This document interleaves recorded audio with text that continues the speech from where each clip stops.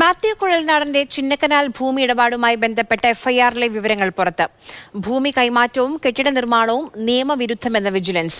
17 ലക്ഷം രൂപയുടെ വില മതിക്കുന്ന 2 കെട്ടിടങ്ങൾ രജിസ്ട്രേഷനിൽ മറച്ചുവെച്ചു.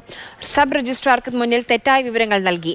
ഭൂമി കൈമാറ്റം ചെയ്യാൻ പാടില്ല എന്ന വിവരം മറച്ചുവെച്ചുവെന്നും വിജിലൻസ്. അതേസമയം താൻ വാങ്ങുന്ന സമയത്ത് ഭൂമിയിൽ ഒരു പ്രശ്നമുള്ളതായി രേഖകളിൽ കണ്ടിട്ടില്ല എന്ന് മാത്യു കുഴൽനാടൻ പറഞ്ഞു.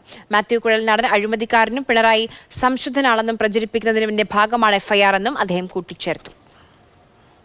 മോഡിക്ക് ED എങ്ങനെയാണോ അങ്ങനെയാണ് കേരളത്തിലെ പിണറായി വിജയന് വിജിലൻസ്. അദ്ദേഹത്തിനെതിരെ വിരൽ ചൂണ്ടുന്ന അല്ലെങ്കിൽ അദ്ദേഹത്തിൻ്റെ തെറ്റുകളെ ചൂണ്ടിക്കാണിക്കുന്നവരെ നിശബ്ദരാക്കാൻ വേണ്ടി സർക്കാർ ഏജൻസികളെ ഉപയോഗിക്കുന്ന ഒരു സമീപനമാണ്. ഞാനൊരു കാര്യം പറയാൻ ആഗ്രഹിക്കുന്നു. തീർച്ചയായിട്ടും ഇതൊക്കെ കൊണ്ട് തളർത്തിക്കളയാം എന്ന് പിണറായി വിജയൻ വിചാരിക്കുന്നുണ്ടെങ്കിൽ അദ്ദേഹത്തിന് തെറ്റി.